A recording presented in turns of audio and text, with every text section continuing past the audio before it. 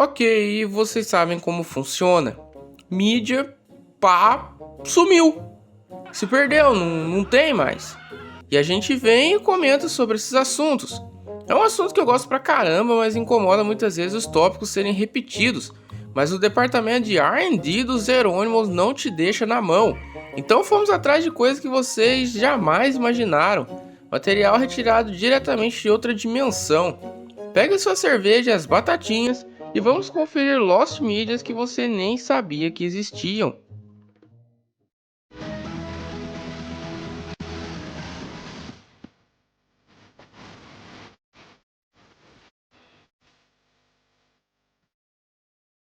Entrevista do Lobão para o Clodovil.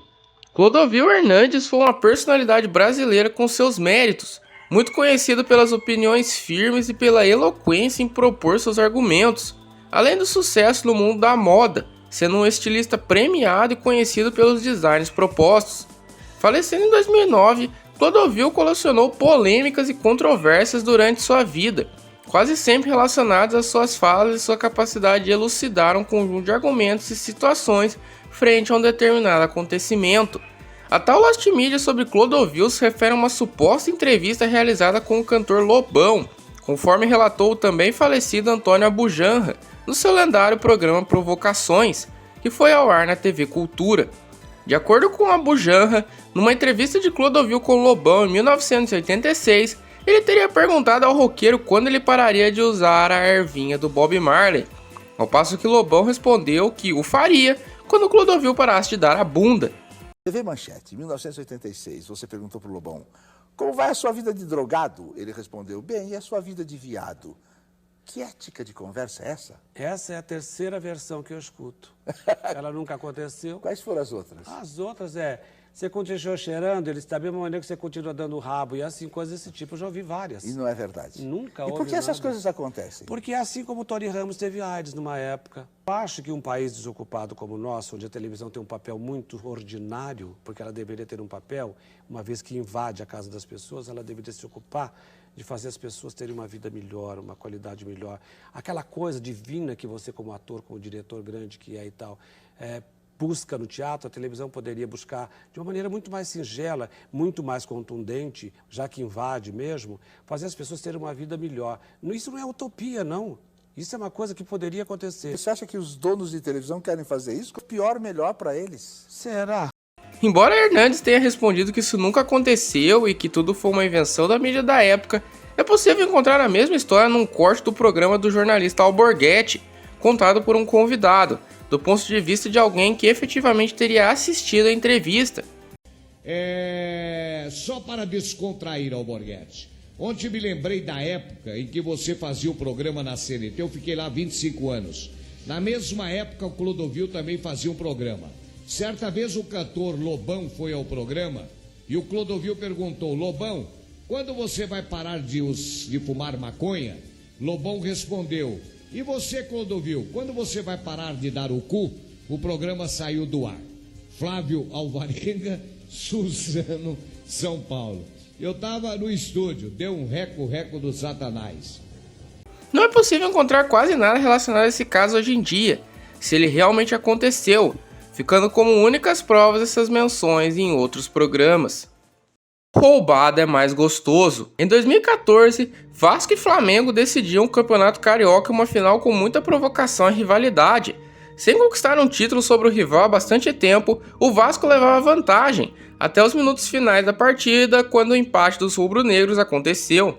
Embora o gol estivesse irregular, a posição foi mantida e o Flamengo foi consagrado campeão. Entra então a nossa Lost Media. Ao saber que o gol do seu time estava irregular, o goleiro Felipe teria dito a frase roubado é mais gostoso, o que podia ter sido relacionado a um outro gol do Vasco, marcado pelo jogador Douglas em uma falta, que a bola quica dentro do gol, porém a arbitragem não considera o tento. Felipe ainda teria sido denunciado pelo Tribunal de Justiça Desportiva devido às suas falas, com o único vídeo restante do caso, uma entrevista do jogador a um programa do canal Sport TV, além de uma matéria do jornal O Globo, que coloca uma transcrição da fala dita pelo atleta. Deixa eu começar com a parte polêmica já com você, pra gente já falar logo nesse assunto. Você falou tudo que foi falado ontem, que deram crédito a você, da brincadeira que você fez, tipo, o Vasco parece que tá jogando Campeonato Paulista, não ganha Campeonato Carioca, gostoso, roubado é mais gostoso. Você falou tudo isso mesmo, Felipe? Falei, mas acho que essa parte falou mais do lado do torcedor do que jogador, né? Acho que é só uma brincadeira, acho que a parte roubada acabou pegando pesado. A gente sabe que um atleta não pode falar uma coisa dessa, até peço desculpa até aos vascaínos que não gostaram. Eu quis expressar que com polêmica é melhor ainda, porque aí você vai ter assunto para a semana inteira. Mas acho que brincadeira pode. Tenho certeza que se fosse ao contrário, os vascaínos estariam sacaneando os flamenguistas, estariam brincando, falando que as gozações como tem que acontecer, mas sem violência nenhuma. E, meu modo de ver, uma parte do roubado foi um pouco pesado, mas o restante das brincadeiras, pelo que eu conheço alguns jogadores do Vasco do outro lado, pelo menos uns 3, se fosse o contrário, eles iriam fazer pior. Felipe nega que teria dito tal frase, dizendo que apenas disse que a maneira como o título foi conquistado, com um gol nos minutos finais, era mais gostoso, colocando que não existe nenhuma filmagem sobrevivente do caso. Conspiracionistas, porém, colocam que a filmagem do acontecimento simplesmente desapareceu, numa tentativa de beneficiar o time campeão. E até hoje a filmagem exata da fala de Felipe não surgiu, se ela realmente aconteceu. Flávio Arts 360. Houve uma época no YouTube que seu canal, para ele ter alguma visibilidade, necessitava seguir um passo a passo de como tornar atrativo, com uma intro bem animada e com música techno ou dubstep.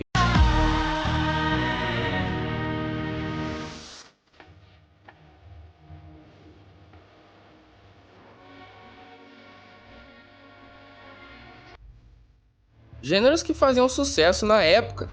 Muitos canais seguiram essa mesma receita, com outros se dedicando a produzir estas introduções que teriam como mérito chamar o público. Entra então o canal Flávio Arts 360, um canal de língua espanhola dedicado a fazer intros se utilizando de assets do Minecraft, algo que era muito popular na época. Embora o canal ainda esteja ativo, não é possível encontrar uma série de produções atribuídas a ele em seu formato original, mais especificamente, introduções que se tornaram meme por seu conteúdo questionável. A mais conhecida traz uma luta entre Flávia e um personagem feminina, que termina por ser violentamente repartida ao som da música Lonely, do rapper Akon, com gritos bem realistas por sinal, que alguns comentários atribuem à dublagem de Cassie Cage do Mortal Kombat.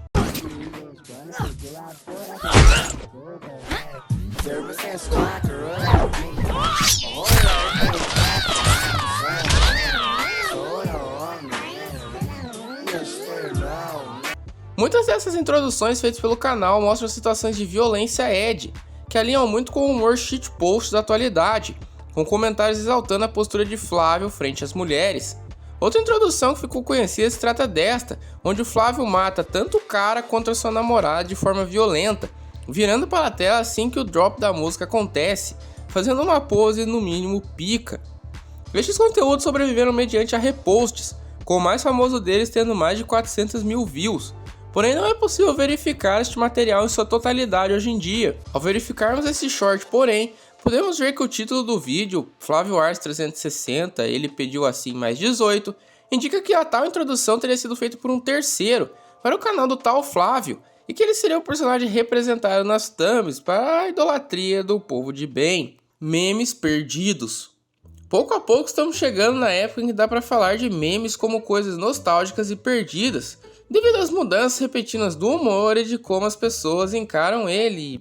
Não dá pra enxugar o pau na toalha da mesa, bando de FDP. Com isso, acho interessante comentarmos alguns memes que desapareceram, conforme eles são lembrados por aí. O primeiro são uma série de imagens feitas com base no personagem Dolinho, quase sempre recomendando coisas insanas de serem feitas, como ir a uma festa de aniversário e gozar no bolo para as pessoas comerem, ou espancar mendigos na rua. Essas imagens eram associadas a páginas de Facebook do começo da rede social, onde não se tinha muita moderação, com memes do Dolinho atualmente sendo coisas bem mais light, longe do que era postado no começo. O próximo meme interessante é desse Simpsons dançando em 3D com uma música de funk, sendo possível apenas encontrar hoje uma versão em alta definição com a música Zap Zap, do cantor Mr. Galiza. Oh meu Deus, meu Senhor, me ajuda.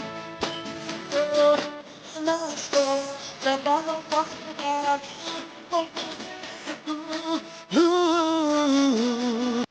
próprio vídeo que estou usando aqui não é facilmente encontrado, já que existe um canal que criou um tipo de entidade / Ghostface com o nome de Zap Zap para assustar crianças. E por fim temos um meme relacionado à personagem Mia, do anime Monster Musume, que trazia uma edição relacionada ao jogo Metal Gear Solid, que tem como personagem principal um agente de codinome Snake, e até foi referenciado de forma oficial nesse anime, apesar da Mia não ser exatamente uma cobra, e sim uma lâmina. O meme trazia uma cena com um personagem chegando em casa e a Mia o recepcionando, perguntando se ele queria banhar-se, jantar-se ou queria ter algo com ela. Simplesmente para a tela cortar para a introdução de Metal Gear Solid 5, com a diferença do título dizer simplesmente My Snake Solid, ou algo assim. Meme que provavelmente desapareceu devido a copyrights relacionados à música. Material da dublagem de Enrolados. Não sou fã de animações e quando esse específico saiu eu já era bem mais velho, mas o que vejo gente criticando e se questionando o que aconteceu, sem muitas explicações, motivou a incluir este tópico por aqui. O que se sabe é que o apresentador Luciano Huck foi chamado como um Star Talent para dar voz ao personagem Flynn Rider, ainda que ele não fosse dublador ou ator profissional, fazendo seu trabalho em pouco tempo e sem muita vontade de escutar sermão, conforme relatado por Garcia Júnior, dublador e diretor deste trabalho em específico. Huck fez algumas fases de maneira que achou melhor, com o trabalho de pós-produção custando um tempo bem árduo e valoroso dos profissionais envolvidos. O material perdido em questão se trata de coisas mais vívidas relacionadas a este trabalho. Eu não entendi o que ele falou. Para não prejudicar aqueles que não prestaram atenção ao lance, vamos mostrá-lo novamente com a magia do replay imediato. O material perdido em questão se trata de coisas mais vívidas relacionadas a este trabalho. Entendi, foi nada. E quais seriam os problemas que a produção teve? As falas de Huck, pré-tratamento do pessoal da dublagem e coisas mais aproximadas do que fazer em relação ao processo. Isso que o único relato que temos deste caso parte do próprio Garcia Júnior, que traz as falas em uma entrevista ao podcast Inteligência Limitada. Pergunta pra ele como foi dirigir o Luciano Huck na dublagem de Enrolados.